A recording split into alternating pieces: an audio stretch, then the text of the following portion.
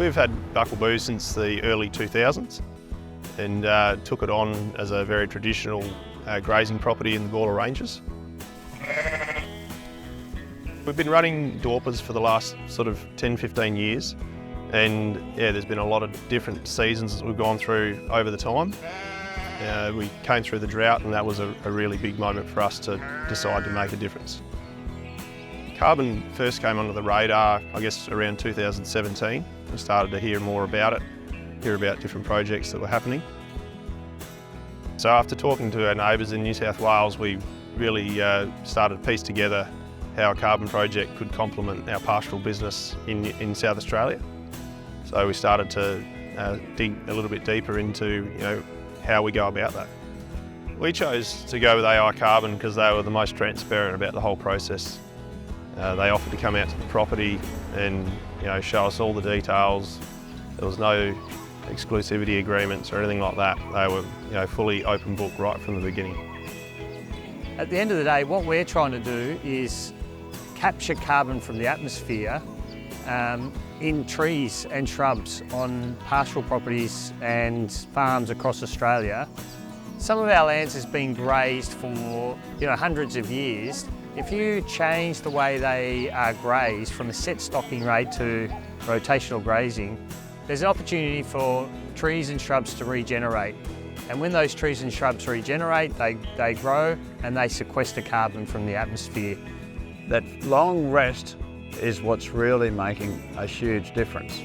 I have millions of little saltbush plants germinating, blue bush plants coming back, some of our native grass species that had disappeared from the landscape are starting to come back. That's an amazing result in only just 2.5 years. The Human-Induced Regeneration, or HIR, carbon method, it has its sceptics, but what I've seen out on country has been quite phenomenal, and we're really fortunate that we're working with some amazing landholders who are really changing the nature of the landscape.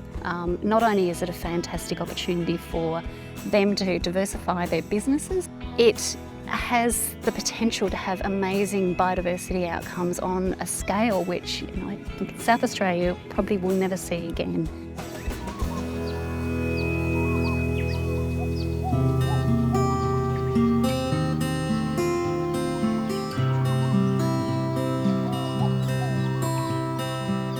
In developing the project, we had to get eligible interest holder consent, and this involved the native title holders.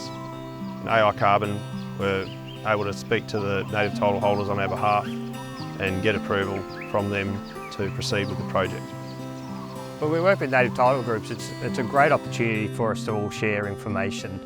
And we go out on properties with them and we do a two-way conversation. So we teach them about what we're doing from a carbon perspective, and they teach us about their ecological and traditional knowledge. Carbon farming for us as traditional owners offers us the opportunity to get back out on country to work with specialists.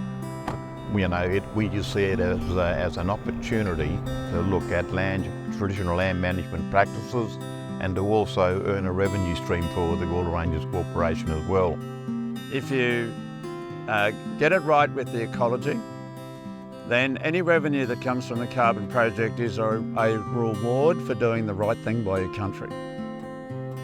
We've seen massive change in our landscape because we've made the changes and we're committed to it. Under a rotational grazing system, we can only see the property becoming more resilient. We're seeing a really good recruitment of vegetation and building a really good haystack and a drought reserve. So I think we're really setting ourselves up for success when we come to the next dry time.